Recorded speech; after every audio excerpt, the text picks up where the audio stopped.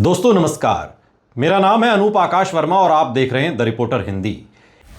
असम विधानसभा चुनाव 2026 को लेकर सामने आए तमाम एग्जिट पोल एक स्पष्ट तस्वीर पेश करते हैं, जिसमें हिमंता बिस्वा शर्मा के नेतृत्व में भारतीय जनता पार्टी की सरकार की वापसी लगभग तय मानी जा रही है। लेकिन जैसे जैसे ग्राउंड रिपोर्ट सामने आ रही है, एक वैकल्पिक नैरेटिव भी उभर रहा है, जिसमें कांग्रेस के अपेक्षा से बेहतर प्रदर्शन, यहां तक कि 70 सीटों तक पहुंचने की बात भी कही जा रही है। हालांकि इस दावे को सीधे स्वीकार करने से पहले जरूरी है कि हम एग्जिट पोल, ओपिनियन पोल और जमीनी हकीकत का तुलनात्मक और तथ्य आधारित विश्लेषण करें। लगभग सभी प्रमुख एजेंसियों जैसे एक्सेस माई इंडिया, जेवीसी और पीपल्स प्लस ने बीजेपी एनडीए को 88 से 100 से अधिक सीटें दी हैं, जबकि कांग्रेस को 23 से 36 सीटों के बीच सीमित रखा है, जो ये दर्शाता है कि सर्वेक्षणों में व्यापक सहमति है।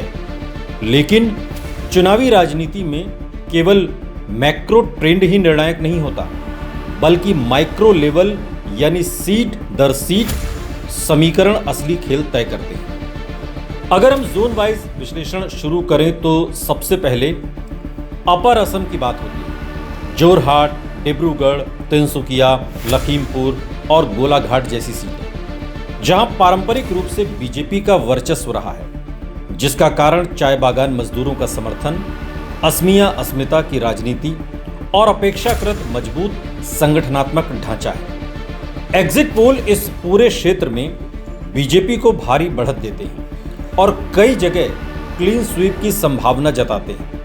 लेकिन ग्राउंड रिपोर्ट ये भी बताती है कि जोरहाट, मरियानी और लखीमपुर जैसी कुछ सीटों पर कांग्रेस ने स्थानीय स्तर पर मजबूत उम्मीदवार उतारे हैं, जिससे मुकाबला कुछ सीटों पर करीबी हो सकता है। हालांकि इस पूरे क्षेत्र में कांग्रेस के लिए 3 से 5 सीटों से अधिक निकाल पाना कठिन माना जा रहा है। इसके बाद सेंट्रल आसाम, नगांव, मोरीगांव, होजाई और सोनितपुर का क्षेत्र आता है, जहां जातीय और धार्मिक समीकरणों का मिश्रण चुनावी परिणामों को प्रभावित करता है। यहां एग्जिट पोल बीजेपी को बढ़त में दिखाते हैं, लेकिन ग्राउंड पर एक महत्वपूर्ण बदलाव ये दिख रहा है कि AIUDF यानी बदरुद्दीन अजमल की party all India United democratic front की कमजोरी के कारण उसकी पारंपरिक मुस्लिम वोट बैंक कांग्रेस की ओर शिफ्ट हो सकता है, जिससे नगांव, रूपहाट, मोरीगांव, होजाई और सामगुरी जैसी सीटों पर कांग्रेस की स्थिति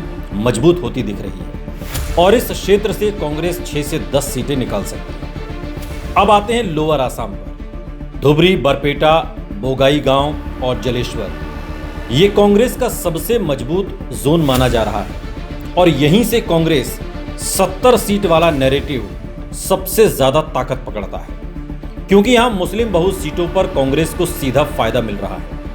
एग्जिट पोल इस क्षेत्र में कांग्रेस को सीमित बढ़त देते हैं, लेकिन जमीनी रिपोर्ट्स बताती है कि AIUDF के कमजोर होने से कांग्रेस 12 से 18 सीटें यहां से निकाल सकती है, जिसमें धुबरी, बागबर, बरपेटा, जलेश्वर, गोलकगंज जैसी सीटें शामिल हैं। इसके बाद बराक वैली की बात करें तो कछार, करीमगंज और हैलाकांडी का क्षेत्र आता है, जो पारंपरिक रूप से कांग्रेस का गढ़ रहा है।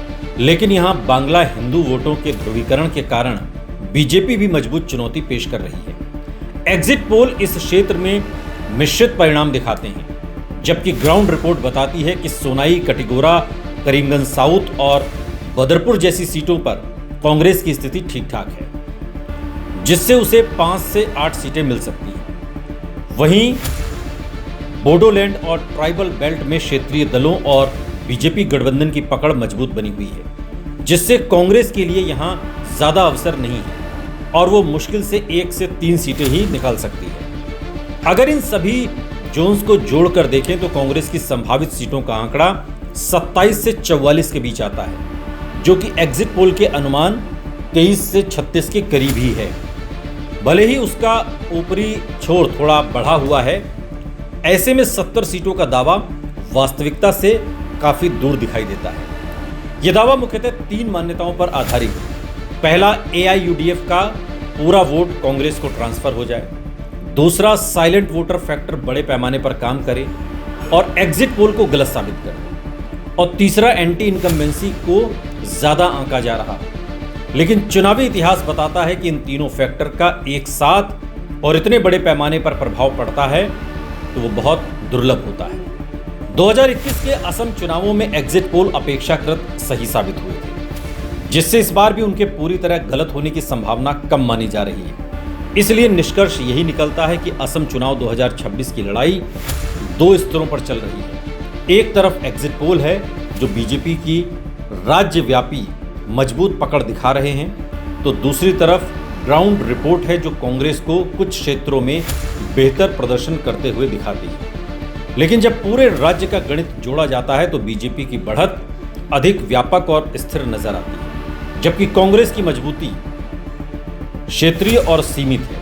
यही कारण है कि अधिकांश विश्लेषण बीजेपी को 90 से अधिक सीटों के साथ सत्ता में लौटता हुआ दिखाते हैं, जबकि कांग्रेस 30 से 40 सीटों के बीच सिमटती दिखती है।